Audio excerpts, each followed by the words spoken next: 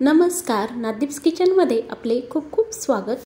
आज आपण नादीप्स किचनमध्ये अगदी कुरकुरीत अशी झटपट तयार होणारी आळूवडीची रेसिपी बघणार आहोत। तुम्ही याला आळूवडी पकोडा सुद्धा बनवू शकता। ही आळूवडी मराठवाड्यामध्ये विशेष करून प्रसिद्ध आहे। तिथे अशा प्रकारची आळूवडी केली जाते। याच आळूच्या वडीपासून तिथे काळ्या वाटणातली झणझणीत अशी रस्सा भाजी सुद्धा केली जाते। ही आळूची वडी तुम्ही मिस्टरांच्या किंवा मुलांच्या टिफिन मध्ये सुद्धा देऊ शकता। साइड डिश म्हणून ह्या आळूवडीकडे तुम्ही पाहू शकता। तसंच आपल्या घरी पाहुणे आल्यानंतर पाहुण्यांच्या जेवणाच्या ताटाची शोभा सुद्धा ही आळूवडी नक्कीच वाढवेल। चला तर ह्या आळूवडीच्या रेसिपीला सुरुवात करूया। अशाच नवनवीन रेसिपीसाठी नादीप्स किचनला सबस्क्राइब करा। आळूवडी बनवण्यासाठी सर्वप्रथम आपण आळूवडीसाठी लागणारं बॅटर तयार करूया। त्यासाठी मिक्सिंग बाउल मध्ये मी 2 वाट्या बेसन पीठ घेत आहे आणि अर्धी वाटी तांदळाचं पीठ घेत आहे। तांदळाच्या पिठाने आळूवडी व्यवस्थित कुरकुरीत होते, त्यामुळे तांदळाचं पीठ नक्की वापरा। यामध्ये मी पाऊण वाटी खोबऱ्याचा किस घेतला आहे। इथे तुम्ही ओलं खोबरं किंवा सुकं खोबरं दोन्हीपैकी कुठलेही वापरू शकता। 1 टेबलस्पून ओवा, 2 टेबलस्पून पांढरे तीळ। तीळ टाकल्यामुळे वडीची चव मस्त खमंग लागते।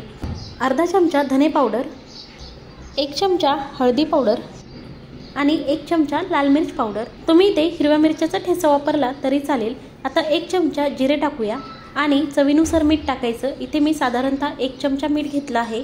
यामध्ये 1 चमचा चिंचेचा कोळ टाकत आहे। चिंच कोळ टाकणं ऑप्शनल आहे, त्याऐवजी तुम्ही लिंबाचा रस टाकला तरी चालेल।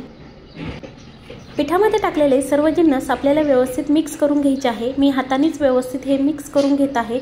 इथे यामध्ये जसं लागेल तसं आवश्यकतेनुसार आपल्याला पाणी टाकायचं आहे आणि हे बॅटर मिक्स करायचं आहे। आपल्याला हे बॅटर थोडंसं घट्ट ठेवायचं आहे। या पद्धतीने तुम्ही इथे पाहू शकता हे बॅटर मी मिक्स करून घेतलं आहे। यामध्ये अजून मला थोडं पाण्याची आवश्यकता होती, त्यामुळे मी थोडंसं पाणी अजून टाकत आहे। इथे आळूवडीला लावण्यासाठी बॅटर तयार आहे। आता आपण आळूवडीचे पानं घेऊया। हे पानं मी धुवून स्वच्छ करून घेतले आहे। या पद्धतीचे छोटे मोठे ज्या आकाराचे पानं मिळतील त्या आकाराचे तुम्ही पानं घेऊ शकता। हे पानं स्वच्छ धुवून त्याचे देठ काढून मी इथे घेतले आहे। आता आपण लगेच आळूवडी तयार करायला घेऊया। या पानाला देठाला जो जाड भाग असतो तोही मी इथे काढून टाकला आहे, तुम्ही पाहू शकता। हे पान मी लाटण्याच्या साहाय्याने व्यवस्थित लाटून प्रेस करून घेत आहे, जेणेकरून त्याच्या शिरा दबल्या जातील आणि आपल्याला व्यवस्थित बॅटर पानावर लावता येईल। इथे या पद्धतीने हे पान लाटून घ्यायचं। आता यावर आपण बॅटर लावूया। बॅटर लावताना सर्व पानाला एकसारखं बॅटर लावायचं। बॅटर आपल्याला थोडं जास्त लावायचं। बॅटर लावून झाल्यानंतर आपल्याला हे आळूचं पान फोल्ड करून घ्यायचं आहे। ज्या पद्धतीने आपण वाफेवरची आळूवडी बनवताना आळूचं पान ज्या पद्धतीने फोल्ड करतो त्याच पद्धतीने इथे फोल्ड करायचं। इथे मी एकच पान वापरलेलं आहे। तुम्ही एका पानावर अजून 1 किंवा 2 पानाचा लेयर देऊन सुद्धा तुम्ही या पद्धतीने ही वडी बनवू शकता। याच पद्धतीने आपल्याला सगळ्या वड्या इथे बनवून घ्यायच्या आहे। मी तुम्हाला सेकंड वडी सुद्धा दाखवते। आधीच्या वडीप्रमाणे ह्या सुद्धा वडीला बॅटर लावून आपल्याला हे पान व्यवस्थित फोल्ड करून घ्यायचं आहे। या पद्धतीने सगळ्या वड्या इथे तयार आहे। या वड्याच्या साईडच्या कडा मी दाबलेल्या नाहीत, तुम्ही साईडच्या कडा दाबायचं असेल तर तसं सुद्धा करू शकता। आता ह्या वड्या आपल्याला कट करून घ्यायच्या आहे। इथे मी एक सुरी घेतली आहे। सुरीच्या साहाय्याने 2 ते 3 हिस्स्यामध्ये ही वडी आपल्याला कट करून घ्यायची आहे। बऱ्याच वेळेस ही वडी बनवताना अशा पद्धतीने कट न करता डायरेक्ट तळली जाते, पण त्यावेळेस पानं थोडे छोटे असतात। इथे जर पानं मोठे असतील तर या पद्धतीने वडी कट करून घ्या। तुम्ही पाहू शकता इथे मस्त अशी वडी कट झाली आहे। इथे सर्व वड्या आपण कट करून घेतल्या आहे।